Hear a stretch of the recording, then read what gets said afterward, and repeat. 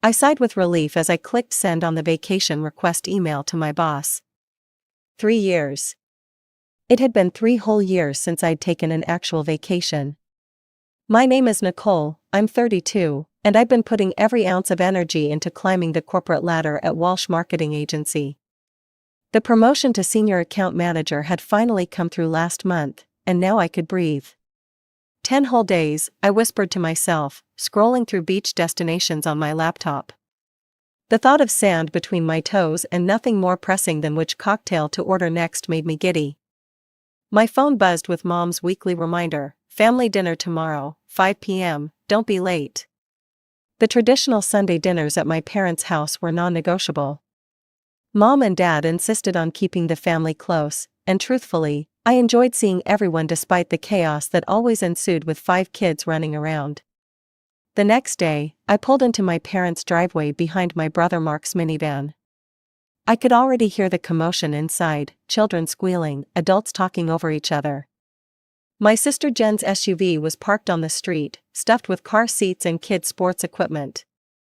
There she is, Mom exclaimed when I walked in, rushing over to hug me. We were just talking about summer plans.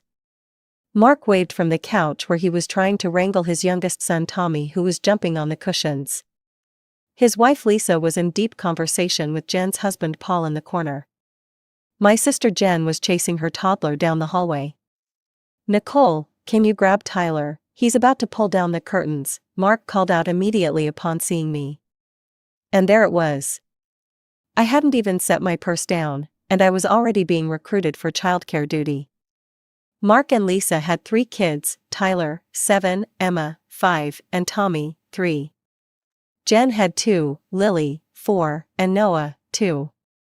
And somehow, being the single, childless sister meant I was perpetually on call as the default babysitter. Let him pull them down, I joked, though I still moved to intercept my nephew. Maybe you'll finally replace those hideous things. Everyone, dinner's ready, Dad announced, emerging from the kitchen with a platter of roast beef. We all scrambled to get the kids settled, a chaotic dance of booster seats, sippy cups, and negotiations about who would sit where. Eventually, when everyone was settled and the food was being passed around, I decided to share my news. So, I finally put in for vacation time, I announced between bites of mashed potatoes.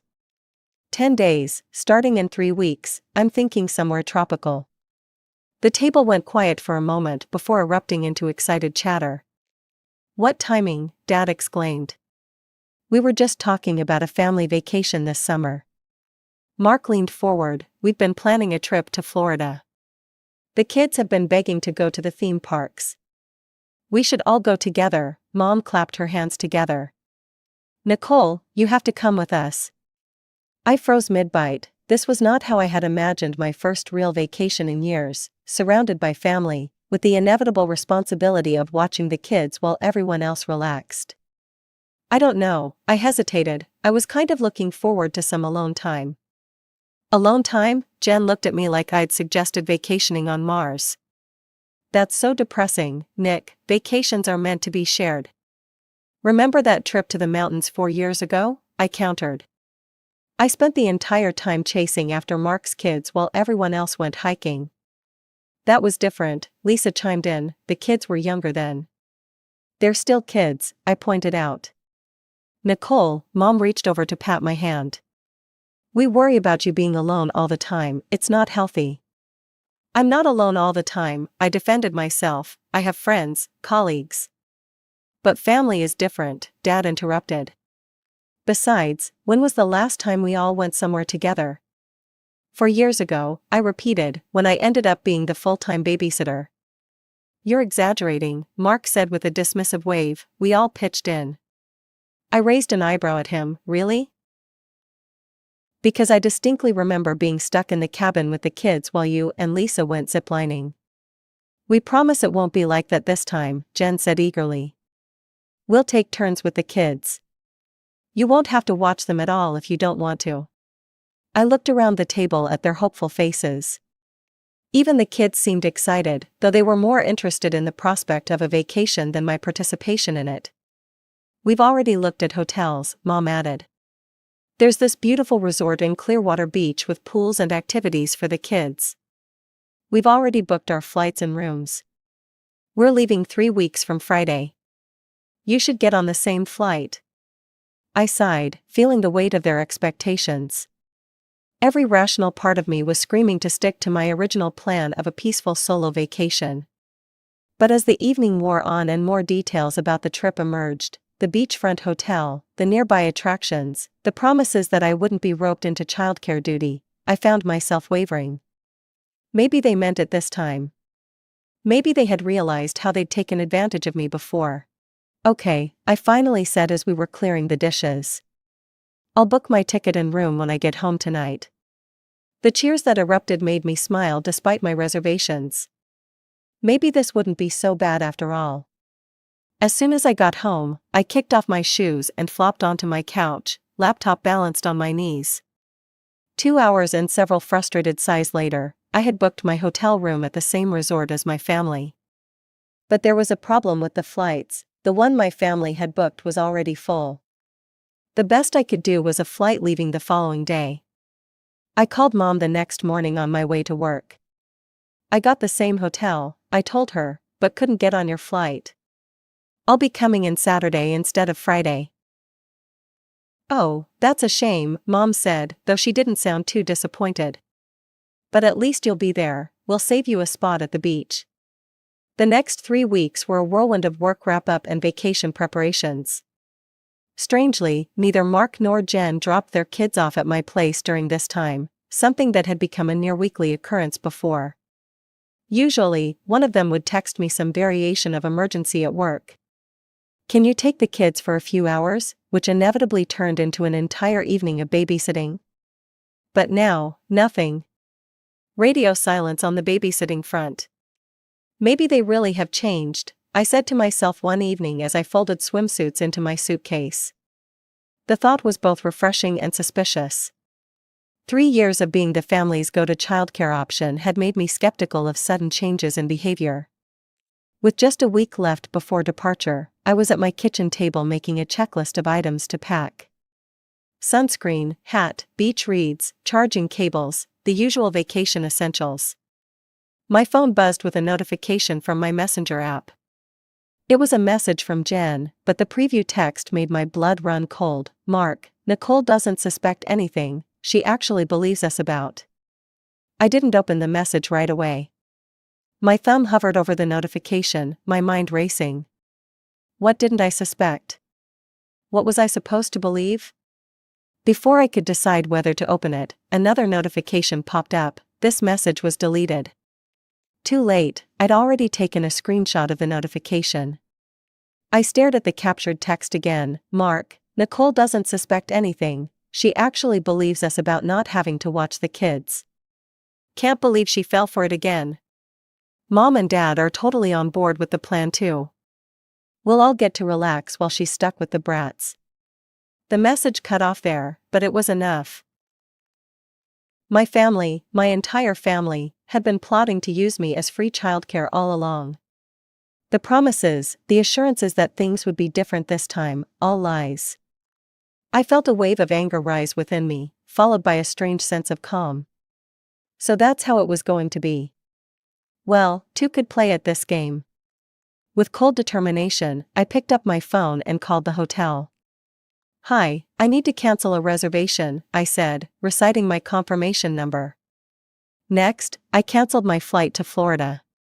The airline representative offered me a partial refund, which I gladly accepted. And I'd like to book a new flight, please, I added, to Hawaii. After handling all the logistics, I sat back, a satisfied smile spreading across my face. For once, I wasn't going to be the responsible, dependable Nicole who always put everyone else's needs before her own. This time, I was choosing myself. The days crept by, and Saturday's family dinner arrived. I showed up at my parents' house with a plastered-on smile, curious to see just how deep their deception ran. There's our world traveler, Dad greeted me with a hug. All packed and ready for Florida? Almost, I lied smoothly, just a few last-minute things to get. Mark glanced up from where he was pretending to wipe chocolate off Tommy's face. The kids can't wait to build sandcastles with their favorite aunt. I caught the significant look he exchanged with Lisa, a look I would have missed if I hadn't been watching for it. I'm looking forward to it too, I replied, matching his fake enthusiasm with my own. Throughout dinner, I noticed the conspiratorial glances between my siblings and parents. Little smirks when they thought I wasn't looking. Comments about how much fun we'd all have together. Each one made my resolve stronger. The evening wound down, and I said my goodbyes with promises to see them all in Florida soon. Little did they know what I had planned. Friday came and my phone lit up with messages from my family. Just checked in at the hotel, it's gorgeous. The beach is amazing, can't wait for you to get here tomorrow. The kids are asking when Aunt Nicole is coming. I sent back a simple smiley face emoji and finished packing my real vacation essentials for Hawaii. Saturday morning arrived bright and clear. I locked up my apartment, rolled my suitcase out to the waiting taxi, and headed for the airport. Not to Florida, but to paradise, my paradise, where no one expected me to be a free babysitter. As the plane took off, I switched my phone to airplane mode, leaned back in my seat, and felt a weight lift from my shoulders. For the first time in years, I was doing something purely for myself. The flight to Hawaii was long but peaceful. I dozed, read, and daydreamed about the beaches waiting for me. By the time we landed, I was ready for my real vacation to begin. My hotel was everything the website had promised: palm trees swaying in the gentle breeze, the scent of plumeria in the air, and the sound of waves crashing nearby. "Welcome to Kauai," the receptionist said as she handed me my room key. "Is this your first time visiting us?" "It is," I replied with a genuine smile, "and I have a feeling it won't be my last." I didn't even wait to unpack. Within 20 minutes of arriving at my room, I had changed into my swimsuit and was heading for the beach. The warm Hawaiian sun on my skin and the soft sand between my toes was everything I had dreamed of. Hours later, thoroughly relaxed and slightly sunburned, I returned to my room and finally turned on my phone. As expected, it exploded with notifications, missed calls, voicemails, and increasingly frantic text messages. "Nicole, where are you? Your flight should have landed hours ago." "We're at the airport, did you miss your flight?" "Nicole, answer your phone." I smiled to myself as I typed a simple reply to the family group chat: "Having a wonderful time in Hawaii. Please don't disturb my vacation. See you all when I get back." I hit send, turned off my phone again, and went to bed, falling asleep to the sound of the ocean and not a single crying child. The next morning, I woke to the gentle sound of waves and birds chirping outside my window, not screaming children or family drama. I stretched luxuriously in my king-sized bed, savoring the peaceful moment before checking my phone. As expected, it was a disaster zone. 37 missed calls, dozens of text messages, and several voicemails. The text messages had evolved from confusion to anger overnight. "Nicole, this isn't funny, where are you? The kids are disappointed, how could you do this? You're being incredibly selfish right now." I rolled my eyes and scrolled through the rest without responding. But when Mom called again as I was sipping my morning coffee on the balcony, I decided to pick up. "Nicole Marie," Mom's voice was shrill with anger, "what do you think you're doing?" "Good morning to you too, Mom," I replied calmly, "I'm enjoying my vacation in Hawaii." "This is completely unacceptable," she shouted. "You've ruined our family vacation. Your brother and sister are furious, the children are asking where you are." "Let me stop you right there," I cut in, "I know about the plan." "What plan?" Her voice faltered slightly. "The plan to use me as a free babysitter while you all enjoyed yourselves," I said. "Jen accidentally sent me a message meant for Mark, I saw everything." There was a pause, then a heavy sigh. "You're overreacting," Mom said finally. "We just didn't want to bother you with the details ahead of time, is that so terrible?" "Details?" I laughed without humor. "You mean the detail where I'd be stuck watching 5 kids while everyone else relaxed?" "That's not a detail, Mom. That's taking advantage of me, again." "You're single and childless, Nicole," Mom's voice turned stern. You should understand how hard it is for Mark and Jen, they deserve a break. I gripped my phone tighter, feeling the old anger rise. So do I. I've been working nonstop for 3 years to get this promotion. And it's not my responsibility to parent their children. They chose to have kids, not me. Family helps family, Mom insisted. No, Mom, what you're describing isn't help, it's exploitation. And the fact that you all plotted behind my back makes it worse. You betrayed my trust. Now you're just being dramatic. Am I? I interrupted, because from where I'm standing, my entire family conspired to ruin my vacation by tricking me into being an unpaid nanny. That feels pretty significant to me. Nicole. I'm done talking about this, I said firmly. I'm going to enjoy my vacation, my real vacation, without any of you. We can discuss this when I get back, if I feel like it. Don't you dare hang up on me, young lady. I ended the call and blocked their numbers for good measure. My hands were shaking with anger and adrenaline, but I also felt strangely liberated. For once, I had stood up for myself instead of capitulating to family pressure. The rest of the day was blissful. I went snorkeling, lounged by the pool with a trashy novel, and treated myself to a fancy dinner with a sunset view. Not once did I have to cut someone's food, wipe a runny nose, or break up a fight over toys. That night, I unblocked my family's numbers, curious to see their reaction. New messages had piled up, all variations on the same theme. I was selfish, I'd ruined their vacation, I'd let the children down. One message from Mark particularly caught my eye. The kids won't stop whining and Lisa and I can't enjoy a minute to ourselves. This is all your fault. I couldn't help but laugh. There it was, in black and white. The real reason they wanted me along: free childcare, plain and simple. For the next week, I lived in a bubble of perfect relaxation. I hiked to waterfalls, took a helicopter tour of the island, learned to surf, and spent countless hours simply lying on the beach. Each night, I checked my messages, amused by my family's increasingly desperate attempts to make me feel guilty. By the end of my vacation, the tone of their messages had begun to change. There were fewer accusations and more attempts at reconciliation. Mom sent a long text about how they should have been more honest. Dad called and left a voicemail saying they missed me at Sunday dinner. Even Mark sent a half-hearted apology, though it still included a complaint about how difficult the vacation had been with the kids. I packed my bags on the final day with mixed emotions. Part of me was sad to leave this paradise, but another part felt stronger, more resolute. I had drawn a boundary, and even though it had caused conflict, it felt right. The flight home gave me time to think about what would happen next. Would I go back to being the family doormat? Would I cut them off completely? Neither option seemed right. When my plane landed and I turned my phone back on, there were new messages waiting for me. We're all coming to see you tomorrow, we need to talk. Please give us a chance to apologize in person. The kids miss their Aunt Nicole. I smiled grimly. They still didn't get it, did they? This wasn't about missing one vacation or one babysitting opportunity. This was about years of being taken for granted, of having my time and energy considered less valuable than everyone else's because I didn't have children of my own.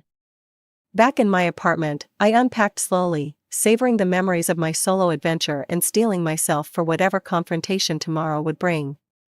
For the first time, I wasn't afraid of family conflict. I had found my voice, and I intended to use it. The next day, right on schedule, the doorbell rang. I peered through the peephole to see my parents, Mark, and Jen all standing in the hallway, looking somber. No spouses, no children, just the core family. I took a deep breath and opened the door, but only as far as the security chain would allow. Nicole, please, Mom said, her voice softer than usual, we just want to talk. I stood firmly behind my partially open door. I'm not sure I'm ready for that. For years you've all treated me like free labor. My time doesn't matter, my plans don't matter, all because I don't have kids. That's not true, Jen protested weakly. Really? I pulled out my phone and showed them the screenshot of her accidental message. This says otherwise. Their faces fell as they read the damning evidence. Mark muttered something under his breath, and Jen looked away, her cheeks flushed with embarrassment. "We have a serious problem with you," Mom said, attempting to regain control of the situation. "You should feel guilty for what you did." I laughed in disbelief. "Are you kidding me? You're the ones who should feel guilty. You lied to me and tried to manipulate me. But you deliberately misled us about your plans," Dad argued. "We were worried sick when you didn't show up in Florida." "I learned from the best," I replied coldly. "Look, I'm not going to stand here arguing in my doorway. I'm taking a break from all of you for a while. I need space." "Space?" Mom looked shocked. "From your family?" "Nicole, that's ridiculous." "What's ridiculous is how you're still trying to make me the bad guy here. I'm done being taken advantage of. I'm done being treated like I have less value because I'm single and don't have kids." "We never said that," Mark protested. "You didn't have to say it. You showed it with your actions, every time you dropped your kids off without notice, every time you volunteered me for babysitting duty without asking, every time you made plans assuming I'd be available. And then this," I waved my phone again, "this was the final straw." They exchanged uncomfortable glances. No one seemed to know what to say. "Nicole, please," Mom tried again, "let us come in. We can work this out." I shook my head. "Not today. I'll decide when, and if, I'm ready to talk. Right now, I just need you all to respect my decision." With that, I closed the door completely, ignoring their whispered conference in the hallway. 10 minutes later, I heard them leave. The weeks that followed were strangely peaceful. I went to work, met friends for dinner, took weekend trips to nearby towns, all without the constant interruption of family obligations. No last-minute babysitting requests, no guilt trips about missing Sunday dinner. At first, my phone was flooded with messages, apologies that felt hollow, attempts to minimize what had happened, and even a few that tried to turn the blame back on me. I read them all but didn't respond. After 3 weeks of silence, things began to change. A bouquet of flowers arrived at my apartment with a card from Mark. "I'm truly sorry for taking you for granted. No strings attached, no expectations. Just an apology." A few days later, an actual handwritten letter came from Jen, acknowledging how selfish she'd been and how she'd never considered my perspective. The most surprising change came from my parents. Instead of demanding I return to the family fold, they sent a simple text: "We miss you, but we understand you need time. We're here when you're ready." No guilt trip, no manipulation, just respect for my boundaries. It was so unlike them that I almost called immediately, but I held back. This wasn't just about one incident or vacation. This was about reshaping our entire family dynamic. One evening, as I sat on my balcony enjoying a glass of wine and the sunset, I reflected on how much had changed. For years, I'd defined myself primarily through my role in the family: reliable Nicole, always available Nicole, put everyone else first Nicole. Breaking free from that identity had been scary but necessary. My phone buzzed with a text from Mom: "Your father and I have been talking a lot about how we've treated you. We're truly sorry, Nicole. We never meant to make you feel less valued because you don't have children. Your life and time are just as important as Mark's or Jen's. We see that now." I felt tears prick at the corners of my eyes. Standing up for myself hadn't just changed my family relationships, it had changed me. I was setting better boundaries at work too, leaving on time instead of staying late every night, speaking up in meetings when I had ideas. That weekend, I drove past my parents' house at the time when Sunday dinner would normally be happening. I didn't stop, but I felt a pang of nostalgia mixed with apprehension. Despite everything, they were still my family. A week later, I finally replied to my mother's text: "I appreciate your apology. I'm not ready for Sunday dinner yet, but maybe we could meet for coffee this weekend? Just you and me." Her response was immediate: "Name the time and place, I'll be there." Our coffee date was awkward at first, but gradually we found our way to honest conversation. Mom admitted that they had all taken advantage of me and promised things would be different moving forward. We miss you, she said, her eyes moist. But we respect that you need things to change. I miss you all too, I admitted, but I won't go back to how things were. We don't want that either, she assured me. Mark and Jen have actually started using babysitters, real ones, that they pay. 2 months after my Hawaii vacation, I agreed to attend Sunday dinner again. The atmosphere was different, less chaotic, more respectful. Mark and Lisa kept their kids in check instead of expecting me to do it, and Jen actually asked if I minded helping with Noah's lunch instead of assuming. It wasn't perfect, but it was progress. And as I drove home that evening, I realized that sometimes you have to break something to rebuild it properly. Our family was healing, but more importantly, I was finally being treated as an equal.